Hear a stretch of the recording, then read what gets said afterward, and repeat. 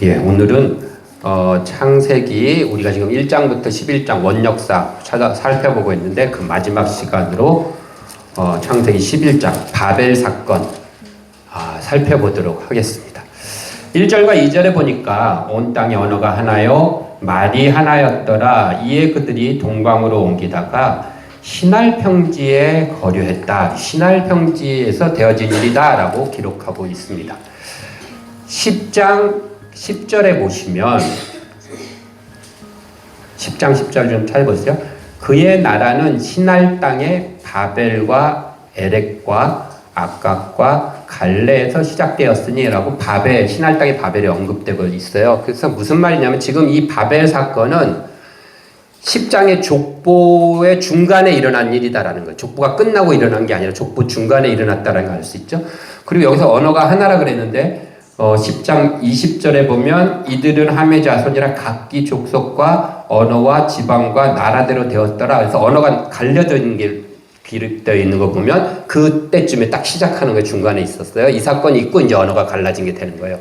그럼 시간 순서적으로 봤을 때 이 족보 중간에 일어난 이 바벨 사건을 왜 족보 앞에 안 쓰고 뒤에 써놨을까요?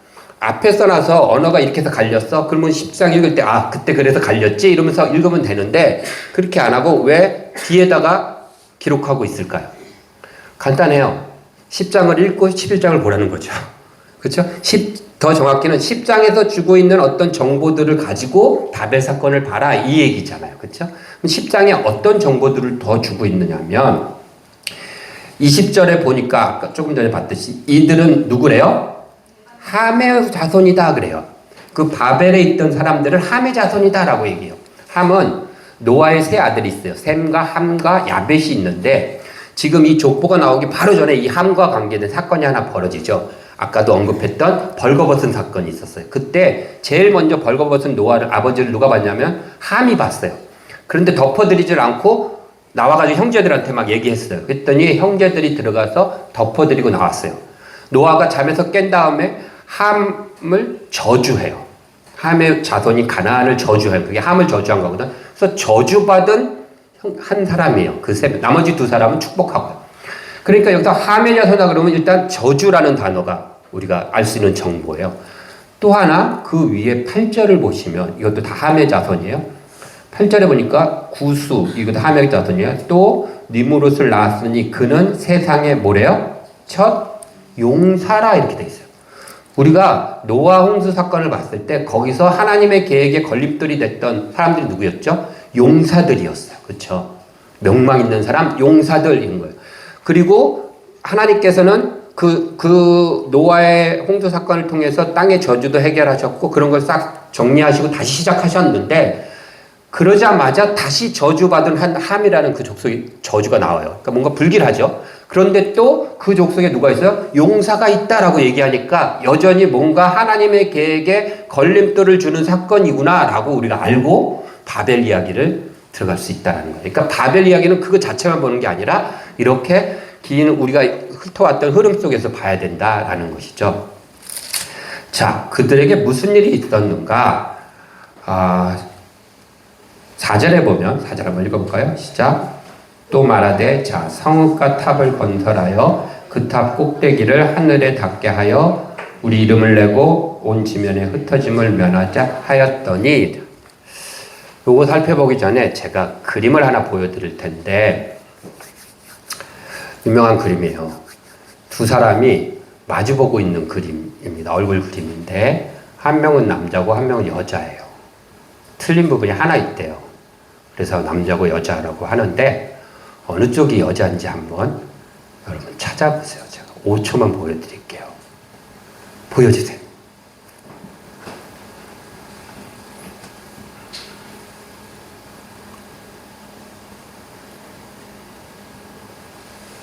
되셨나요? 자, 왼쪽이 여자다. 다운이 손이 올라갔어. 좋아. 오른쪽이 여자다. 많이 올라갔어요. 자, 모르겠다. 모르겠다 또 올라갔어요. 자, 이 그림은 꽃병 그림입니다. 아주 유명한 루빈의 꽃병, 루빈의 잔이라고도 얘기하는 꽃병 그림이에요. 얼굴 그림이 아니고. 근데 틀린 부분은 없고요. 남자 여자 아니에요. 근데 제가 여러분들에게 사람 얼굴입니다. 마주보고 있는 이렇게 얘기하고 한 명은 남자가 하나는 여자입니다. 틀린 부분이 있습니다. 한 군데 찾아보세요. 그랬더니 여러분들이 막 고개를 내면서 그것을 찾기 위해서 시선이 글로 집중돼 있었죠. 자, 이런 현상을 뭐라고 하냐면 그런 현상을 파레이돌리아 현상이라고 그래요. 우리나라 말로 하면 변상증이에요. 치워주세요. 쉽게 해서 이런 거예요. 우리가 산에 가다가 저거 곰바이래. 그러면 왠지 곰처럼 보이는 같죠? 우리 지난주에 우리 아내랑 마이산을 갔다 왔는데 말귀를 닮았다 해서 마이산이래요. 근데 정말 돌산이 이렇게 귀처럼 크게 두 개가 이렇게 솟아올라 있어요. 그 얘기를 듣고서 보니까 정말 말귀를 닮은 것 같아요. 이런 게 파레이돌리아라는 현상이에요. 변상. 제가 왜 이 얘기를 설교하다 말고 하냐면 우리가 이 바벨 사건을 볼 때 바로 이런 현상을 갖고 보게 되는 것 같아요. 주입받았던 이미 알고 있는 단어들과 내용들로 인해서 잘못된 곳에 시선이 갔다라는 거죠. 그 대표적인 게 바벨 사건이에요. 보통 우리는 바벨 탑 사건 이러잖아요. 그런데 탑이라는 얘기를 듣자마자 우리는 탑이니까 높이 세워지고 탑과 관계된 모든 것들로 이 사건을 시선이 가고 있어요. 그런데 오늘 본문을 보면 탑 사건이 아닙니다. 3절에도 보면 또 말하되 자 뭐래요? 성읍과 탑을 건설하자 그랬지 탑만이 얘기가 아니에요. 그 밑에도 보면 5절에도 그 성읍과 탑을 보려고 내려오셨어요. 그러니까 이것은 탑 사건이라기보다는 성읍 사건이에요. 왜냐하면 8절에 가시면 결론 부분에 어떻게 되어 있냐면 여호와께서 거기서 그들을 온 지면에 흩으심으로 그들이 뭐를 말했대요? 그 도시를 건설하기를 그쳤더라. 성읍을 건설하기를 그쳤더라 이거예요. 그러니까 성읍과 탑을 이야기했지만 결국은 성읍에 대한 이야기로 끝나는 거예요. 그러니까 성읍이 초점이 맞춰져 있는데 우리는 그냥 무조건 바벨 탑, 그러니까 탑으로 자꾸 시선이 가는 거예요. 그렇죠? 그래서 제가 처음부터 오늘 얘기할 때 바벨 사건 그랬지 탑을 안 붙였어요. 지금부터는 바벨 성 사건이라고 하겠습니다. 바벨 성읍에 있는 사람과 그 성에 대한 이야기라는 것이죠. 자, 이제 이야기를 좀 더 볼까요? 그들이 어떤 잘못 걸림돌이 됐냐면 여기 보니까 4절에 뭐라고 돼 있냐면 꼭대기를 하늘에 닿게 하여 우리 이름을 내자 이렇게 돼 있어요. 그래서 우리는 이걸 보고 탑과 연관지어서 아니면 이걸 보고 우리는 항상 바벨 이 성의 이야기하면 그렇잖아요. 막 하늘까지 달려고 그랬다. 하나님처럼 되려고 했고 자기 이름을 내려고 했으니까 교만한 거고 이런 거다. 이게 문제다 라고 얘기합니다. 그런데 자기 이름을 높이고 이름을 높이고 이름을 내는 게 나쁜 건가요? 하나님은 아브라함에게 처음 나타나셔서 뭐라고 얘기하셨어요? 창세기 12장에 내가 내 이름을 창대케 하리라 이러셨어요. 이름이 높이고 이름이 창대케 되는 건 나쁜 일이 아니에요. 하나님께서 이렇게 나타나서 개입할 만한 일이 아니라는 얘기예요. 그리고 여기서 이름을 내자라고 했는데 이 내다라는 단어는요. 원래 뜻은 막 드러내다 높이다 이런 뜻이 아니라 만들다 창조하다 짓다라는 뜻이에요. 이름을 짓다. 창세기 2장 우리 계속 언급해왔던 아담이 짐승들의 이름을 지어줬죠. 그런 거예요. 높이고 드러내고 이런 얘기가 아니에요. 단어 자체가. 그러니까 하나님께서 아담에게 이름을 지어라 라고 했어요. 히브리적 사고로는요. 이름을 짓다, 이름을 내다 이게 무슨 의미냐면 히브리 사람들은 어떻게 이해하냐면 이렇게 이해해요. 가문을 보존하다, 가문을 이어가다 이런 뜻이에요. 그래서 하나님께서 아브라함에게 내 이름을 창대케 하리라는 말은 아브라함이 지금 갈대아 우르를 떠나가지고 한 번도 가보지 않는 낯선 땅에 갔잖아요. 그 당시 그렇게 가면 죽어요. 이방인들이 오니까 죽인단 말이에요. 그 아브라함에게 두렵고 떠는 아브라함에게 내가 네 가문을 보존하고 너희 가문을 이어가게 해주겠다라는 약속인 거예요. 그것이 아브라함에게 주셨던 첫 번째 복인 거예요. 사실은. 자, 그리고 하늘에 닿게 하자. 그러면 하늘에 닿게 하여 이렇게 돼 있지 않습니까? 그런데 여기서 원어에 보면요. 닿게 하다라는 말은 없어요. 그 단어는. 그냥 그 꼭대기를 머리라는 뜻이거든요. 그 머리를 하늘에 이렇게만 돼 있어요. 근데 이것을 닫게 하여라고 번역할 수도 있죠. 그냥 집어넣어서 의역할 수도 있는데 문제는 뭐냐면 그 단어가 없어요. 우리는 그 단어가 들어가니까 뭔가 인간들이 자꾸 막 뭔가를 하려고 하늘까지 닿으려고 막 노력하고 막 이렇게 했던 것처럼 느껴지니까 그게 문제라는 거예요. 그 단어가 없어요. 닫게 하다라는 단어는 없단 말이에요. 그래서 그것이 잘못이다라고 포인트가 돼 있지 않다는 거죠. 우리가 그래도 생각할 수 있어요. 이름을 높이는 것이 아브라함 같은 경우는 하나님이 높여주셨고 지금 이 사람들은 자기가 자기 이름을 내려니까 문제되지 않습니까? 자기가 높아지려고 하고 이름 막 날리려고 자기가 스스로 하니까 문제있지 않습니까? 라고 한다면 마지막 결론이 어떻게 나죠? 하나님 내려오셔서 그걸 어떻게 해결하시죠? 언어를 흩으시고 구절에 보면 언어를 혼잡하게 하시고 그들을 흩으셨어요. 언어가 혼잡해지고 흩어지면은 교만함이 사라지나요? 언어가 혼잡하고 흩어지면은 하나님같이 되려는 그런 나쁜 마음들이 없어지나요? 인간은요, 흩어져도 교만하고요. 언어가 달라도 하나님 배반하고 하나님같이 되려고 해요. 하나님 뭐라 그랬어요? 노아 사건 때. 어려서부터 악하다. 그건 어쩔 수가 없다. 내가 그럼에도 불구하고 너희를 사랑하겠다 이거였잖아요. 그걸 아시는 하나님인데요. 그러니까 안 맞는다는 거죠. 이야기 구도가. 그러면은 그들이 하고자 하는 일, 6절에 나오듯이 하나님께서 그들이 하고자 하는 일을 막으려고 하셨는데 그들이 하고자 하는 일은 뭐냐? 간단해요. 그 뒤에 뭐라고 되어 있어요? 꼭대기를 하늘에 닿게 하여 우리의 이름을 내고 온 지면에 흩어짐을 면하자. 그들이 하려는 일은 흩어지지 않으려고 했던 거예요. 그래서 하나님께서 언어를 혼잡하게 하시고 흩어지게 하셨어요. 딱 맞잖아요. 흩어지지 않으려고 하니까 하나님 내려오셔서 흩어지게 하셨다. 그리고 끝이에요. 바벨 여행 심플해요.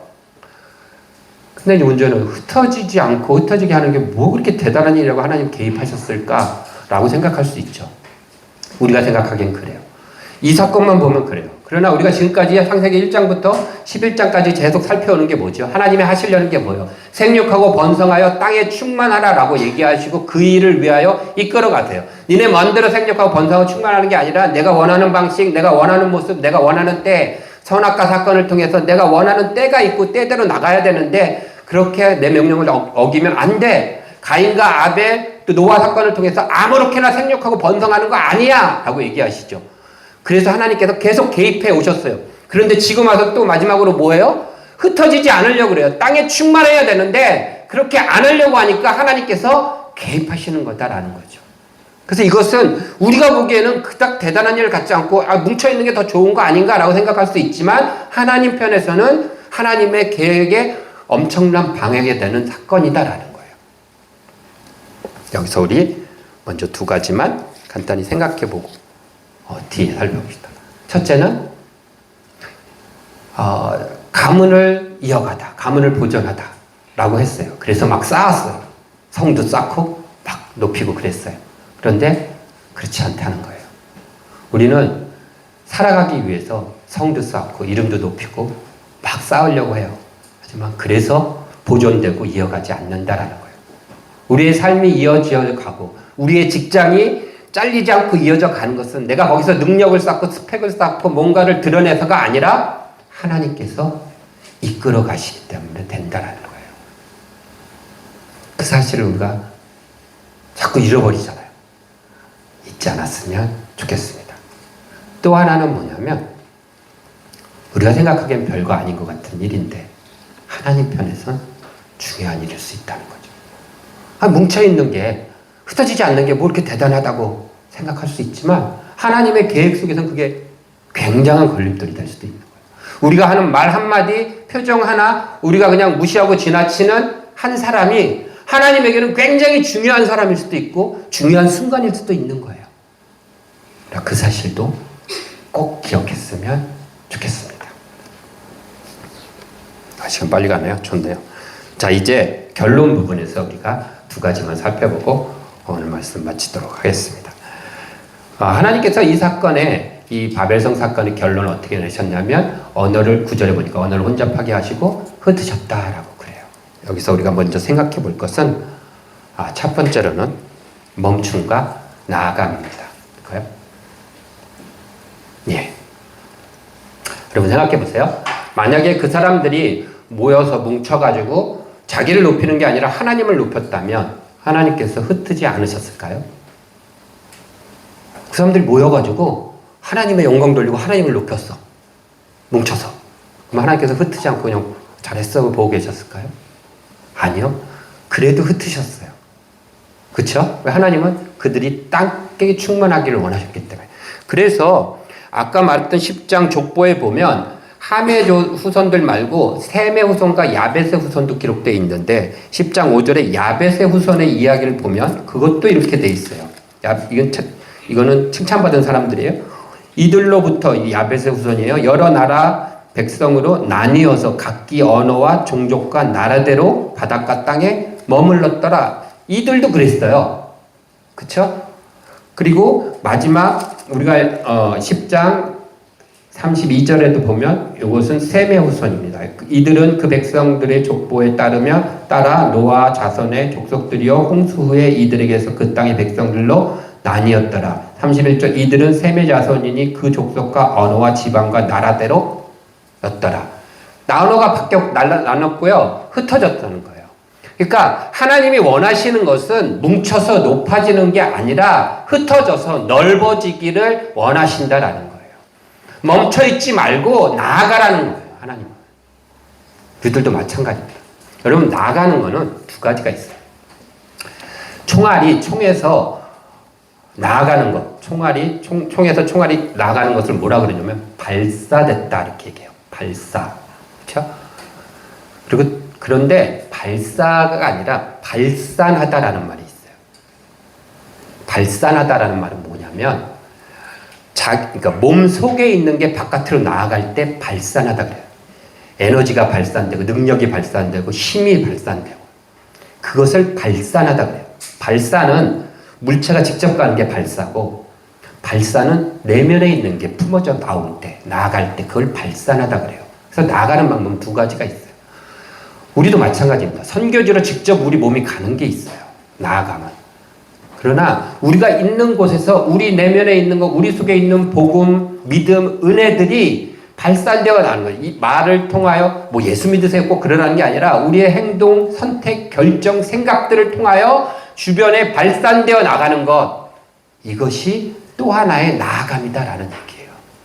여러분들이 그냥 회사에 출근해서 하루 열심히 그냥 살다 오면 머물다 온 거예요. 그런데 출근해서 살면서 여러분 속에 있는 주일날 예배드리며 받았던 은혜들을 발산하면서 하루를 보내고 오면 나아갔다 오는 거예요. 그거는. 그래서 우리는 멈추는 것이 아니라 나아감으로 살아가는 저 여러분들 되기를 바랍니다. 한 가지만 더 살펴봅니다. 두 번째는 회복과 넘어섬입니다. 하나님께서는 땅에 충만하라 그러셨어요. 예수님께서는 땅끝까지 이르러 내 증인이 되라 그러셨어요. 똑같죠? 그렇죠? 그런데 문제는 땅끝까지 이르러 내 증인이 될 때 문제가 뭐예요? 언어가 문제예요. 언어가. 선교사님들 제일 어려워하는 게 뭐예요? 언어잖아요. 선교지 딱 가면. 그래서 딱 가자마자 몇 년간은 언어 배우는데 온 전력을 다 쓰잖아요. 그렇죠? 중요해요. 언어 배우는 일. 선교사님들 그 나라의 언어를 배우는 일 중요하다고 생각합니다. 그런데 중요하긴 하지만 본질적인 건 아니에요. 언어가. 저도 제가 아프리카 케냐에 갔을 때 설교를 몇 번 했어요. 몇 번 했는데 같이 다 하니까 돌아가면서 하니까 근데 제가 제일 많이 했는데 어쨌든 몇 번 했는데 처음 설교할 때 굉장히 힘들었어요. 언어 때문에. 진짜 영어라도 좀 배우고 올 거 막 그 생각 너무 많이 했고요. 제가 몇 번 말씀드렸듯이 제가 한국어로 하면 옆에서 영어로 통역을 해요. 그러면 그 번역을 듣고 현지인 목사님이 케냐 목사님이 그거 영어를 듣고 케냐 말로 성도들한테 얘기를 해주는 거예요. 한국어, 영어, 케냐 말 이렇게 해서 하는 거예요. 그럼 제가 한번 얘기하면 갔다 이렇게 오잖아요. 그러니까 집중도 안 되고 막 설교도 안 되고 그랬어요. 그래서 첫 설교는 완전히 정말 제가 했던 설교 중에 최악의 설교를 우리 교회 오시는 박종렬 선교사님 앞에서 했어요. 완전 망가졌죠. 그 인상이 아직도 있을지 몰라요. 어쨌든 그리고 이제 두 번, 세 번 하면서 익숙해졌어요. 마지막 설교를 하면서는 제가 이제 그 중간에 하나님 앞에 막 기도하면서 하나님 그 설교 어떻게 해야 됩니까? 설교대로 살아가야 되는데 하나님께서 열심히 해라 그러셨어요. 그래서 그래 열심히 해보자. 최선을 다해서 되든 안 되든 뭐, 알아듣든 말든 난 나대로 열심히 하자. 그리고서는 했어요. 마지막 설교를 하는데 이게 말로 안 되니까 막 뭔가 이렇게 그 전달을 하고 싶고 말은 안 되고 그러니까 막 그 절박함이 막 얼굴 표정으로 몸으로 나타났나 봐요. 그래서 막 하니까 보는 사람들이 야, 저 다른 나라에서 왔던 제가 도대체 뭔데 저렇게 막 절박하게 뭘 얘기를 하냐. 그래서 쳐다보기 시작했어요. 그래서 제가 얘기를 하다가 뭐 재밌는 얘기를 하잖아요. 그러면 제가 재밌는 얘기를 하면 우리 같은 선교팀 사람들이 웃어요.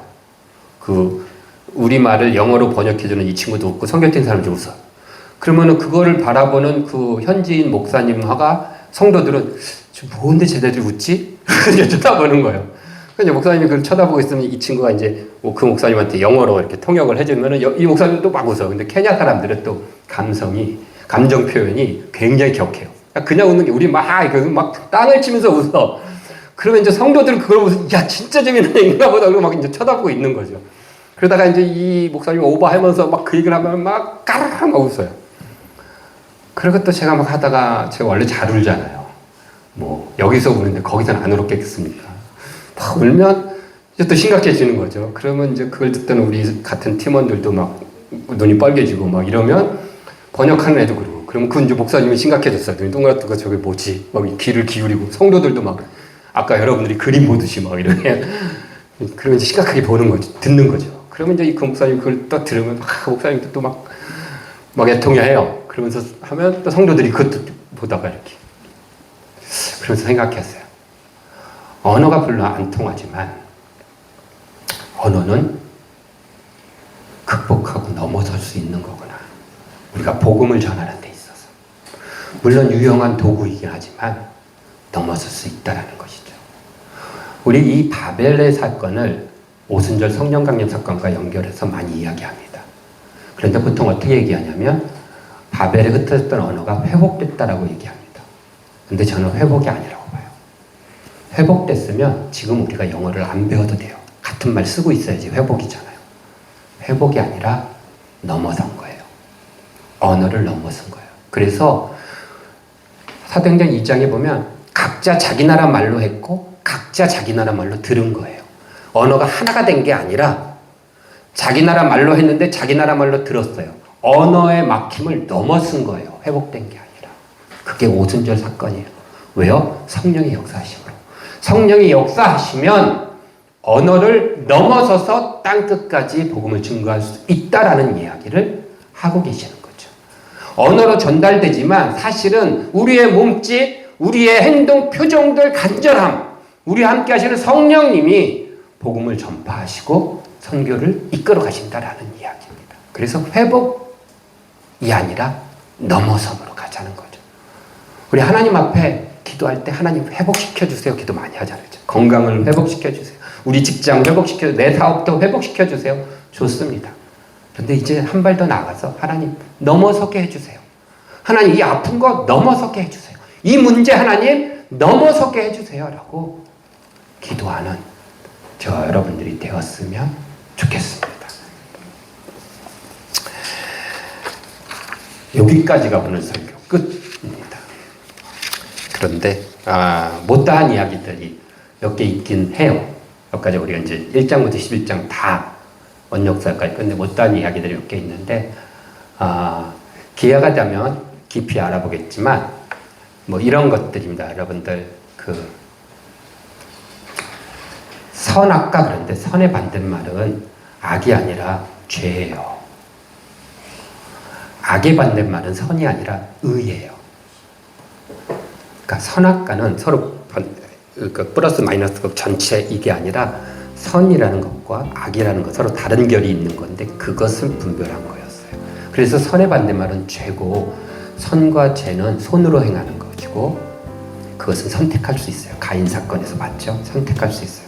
악의 반대말은 의예요.